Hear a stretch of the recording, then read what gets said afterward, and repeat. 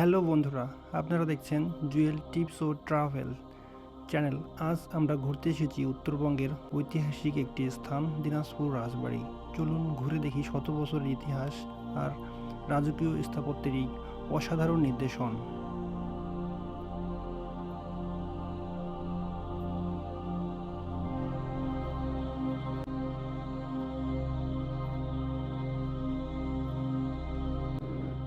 বাংলাদেশ উত্তরাঞ্চলের জেলা দিনাজপুর শহরের কাছেই অবস্থিত এই ঐতিহাসিক রাজবাড়ি। এক সময় এখানে বসবাস করতেন দিনাজপুরের বিখ্যাত জমিদার পরিবার। ধারণা করা হয় প্রায় 1800 শতকে এই রাজবাড়ির নির্মাণ কাজ শুরু হয়।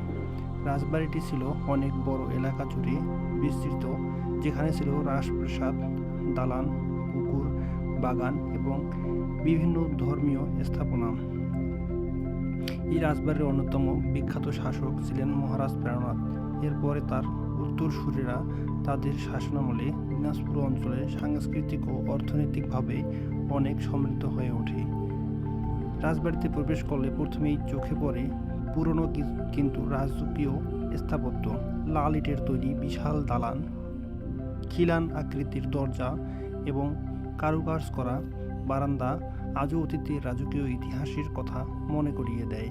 এক সময় এই রাজবাড়িতে ছিল অনেকগুলো ভবন ও প্রাসাদ, যেখানে রাজপরিবারের সদস্যরা বসবাস করতেন এবং বিভিন্ন প্রশাসনিক কাজ পরিচালনা করতেন। চারপাশে ছিল বড় বড় পুকুর, বাগান এবং খেলার মাঠ, যা রাজবাড়ির সৌন্দর্য আরও বাড়িয়ে দিয়েছে।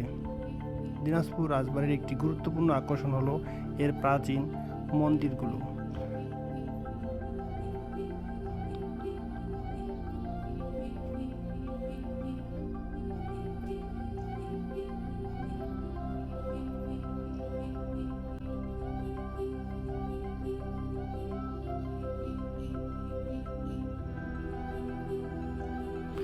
আপনারা দেখতে পাচ্ছেন এখানে প্রাচীন যুগের সেই অবকাঠামোগুলো, যেগুলোতে রয়েছে খোদাই করা বিভিন্ন ধরনের নকশা।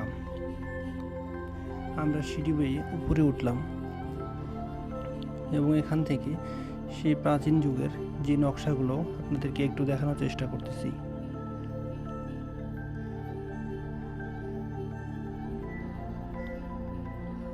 এটি ছিল রানীর মহল, যেখানে রাজার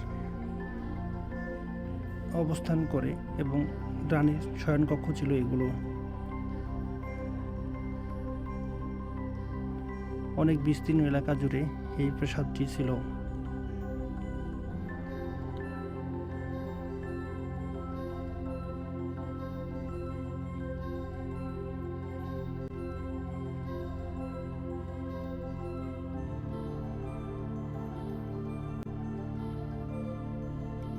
দিনাজপুর রাজবাড়ির আরেকটি গুরুত্বপূর্ণ আকর্ষণ হলো এর প্রাচীন মন্দিরগুলো।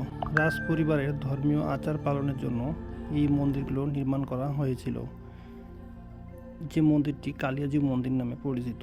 রাজ পরিবারের ধর্মীয় আচার পালনের জন্য এই মন্দিরগুলো নির্মাণ করা হয়েছিল। এই মন্দিরগুলোর স্থাপত্য দেখা যায় প্রাচীন বাংলার শিল্পকলা, নকশা, ছাপ, মন্দিরের দেয়ালে সূক্ষ্ম কারুকাজ, টেরাকোটার কাজ এবং অলঙ্করণ আজও দর্শনার্থীদের মুগ্ধ করে।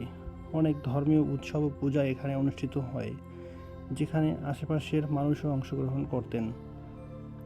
সময়ের সাথে সাথে রাজবাড়ির অনেক অংশ ক্ষতিগ্রস্ত হয়েছে, তবুও এর ঐতিহাসিক গুরুত্ব ও স্থাপত্য এখনও পর্যটকদের আকর্ষণীয় করে। আজও অনেক মানুষ এই রাজবাড়িতে আসেন ইতিহাস জানতে, ছবি তুলতে এবং পুরনো দিনের রাজকীয় পরিবেশ অনুভব করতে। আপনি যদি ইতিহাস ও পুরনো স্থাপত্য ভালোবাসেন, তাহলে ঘুরে